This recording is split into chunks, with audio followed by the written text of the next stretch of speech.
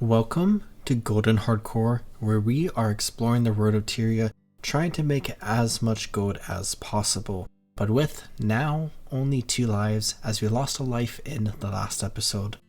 Today I want to dive deep into the idea of farming meta trains for gold. Hopefully the entire video should be helpful for you if you are newer to this idea, but check the table of contents if you want to skip around the video. First and foremost, let's talk about what exactly meta trains are. Most people should be familiar with meta events. These are massive events that typically take a decently sized group to come together to complete a series of big events leading up to a massive boss. Throughout the process of completing the events, and especially at the end, players can gain a ton of rewards that you can then typically sell on the trading post to get a lot of gold. I've already highlighted some examples of meta events in the form of road bosses like Tequato the Sunless, and full meta events like the Octavine and Auric Basin. Most meta events in the game provide a daily reward that is the most significant portion of gold that you will earn from doing that event, such as with the Octavine, how you can get an amalgamated gemstone once a day. You can do Octavine again for some more stuff, but it will be significantly less rewards until the next daily reset. That's where we see the idea of meta trains come more into play. It is targeting a specific meta event, but often in a repeatable fashion, utilizing maps that generally don't have timer-based metas, provide tons of drops throughout the duration of the meta, often because of a significantly higher quantity of events, and often being metas where you can follow a commander around from place to place to participate in whatever events are needed. While many people enjoy doing meta events with daily rewards because you can get a ton of gold from them for just doing a little something every day, many other people may enjoy meta trains because it allows you to play for an extended period of time to get a relatively consistent and bountiful amount of gold as you play. Ultimately, what you enjoy depends on what you personally like to do, how much time you have at any given moment, and maybe just what mood you are in at any given moment. There are a number of meta trains that we see throughout the game, so let's briefly highlight some of the biggest ones, and then dive deep into one of the most common ones to just see how it works on a fundamental level. Domain of Istan features 2 different meta events that you can participate in, one of which is on a timer, with a variety of events outside of them, including supplemental content in the form of brandstones. Dragon's End is a massive map-wide meta event that involves completing several events throughout the duration of the preparation phase, followed by the entirety of the large meta leading up to the boss fight against Suwon. Dragonfall is another Elder Dragon themed map that has been one of the most popular maps to farm since its release, involving a lengthy phase of establishing and upgrading forward camps that features a wide variety of events that commanders will route to, followed by the large meta event fight itself, followed by a lengthy loot phase. Gala Delve is often considered an underrated farm train that has some surprisingly good loot. Starting all the way at the beginning as you progress through the first meta and into the second meta, completing a ton of events along the way, the meta is then capstoned with some moments of fishing to get some bonus gold as well.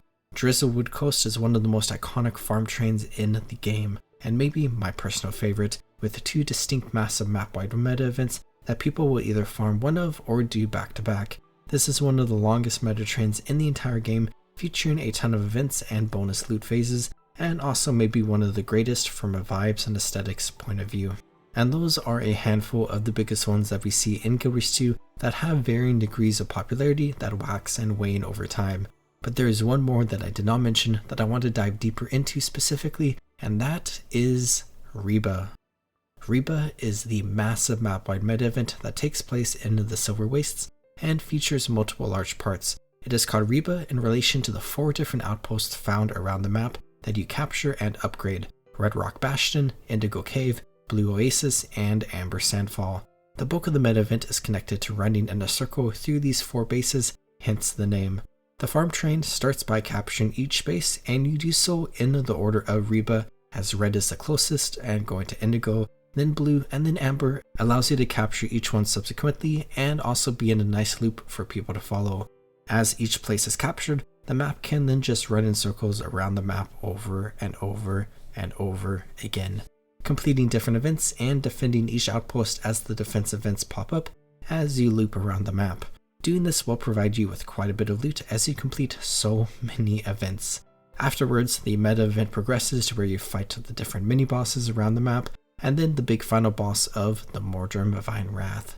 Finishing these events and defeating the Vine Wrath grants a massive boost in rewards that add a lot onto the total amount of gold you can earn through this event. Upon the Vine Wrath dying, a big loot phase begins where players will then begin running in circles around the map, using silver waste shovels that you get from killing enemies to find and dig up lost bandit chests that all players can use a bandit skeleton key on to open and get a ton of rewards, while also killing a bunch of champions for bonus rewards.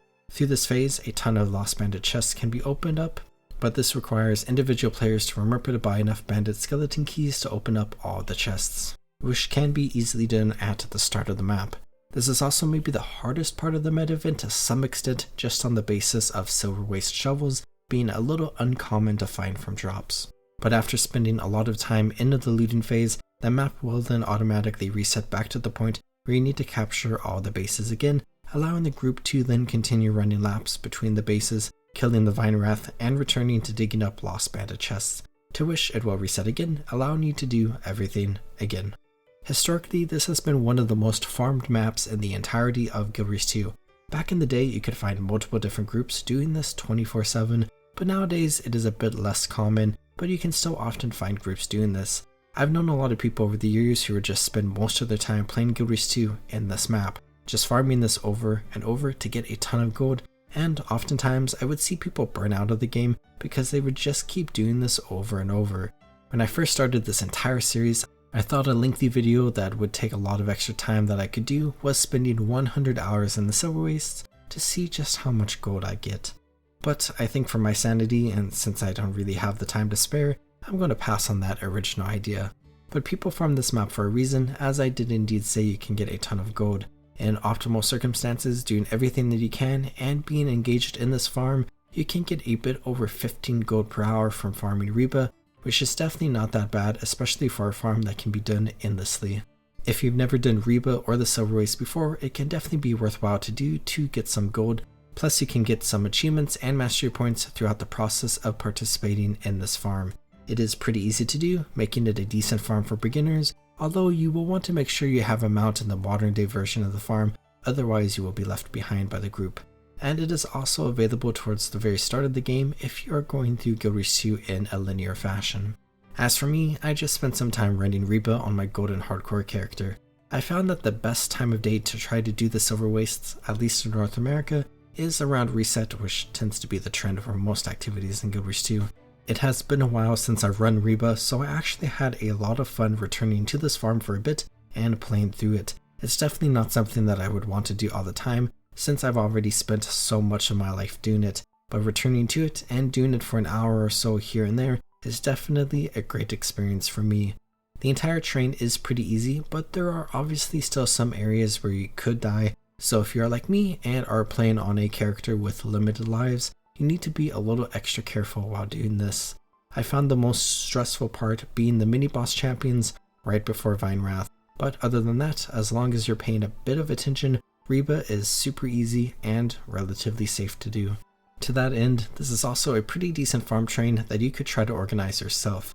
You will obviously want to have done it before so you can understand the basics and also have a general understanding of all the different parts of the train and maybe other parts of the silver waste as well, so you can teach it to other people, since you'll often find brand new players trying out RIBA for the first time.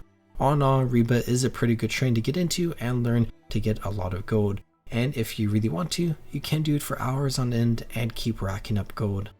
Beyond RIBA, I spend a little bit extra time on my golden hardcore character, just doing a bit of random stuff to make a little extra gold and to progress my character.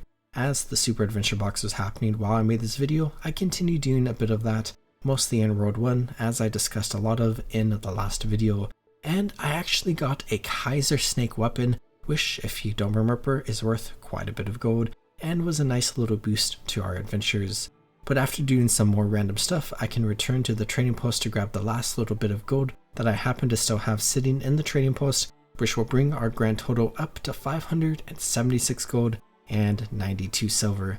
To quickly look at some stats, we have now played on this character for 28 hours and 11 minutes while having died 1 out of 3 possible times. And that's the video. I hope you enjoyed. Metafarm trains are a pretty big part of Guild Wars 2 that a lot of people spend a lot of time doing. I know I've done my fair share of them over the years, and whether or not you have or are just getting started, I hope this video helped you. Don't forget to subscribe to continue alongside this journey with me. I hope you all are taking great care of yourselves. Have a good one, everyone.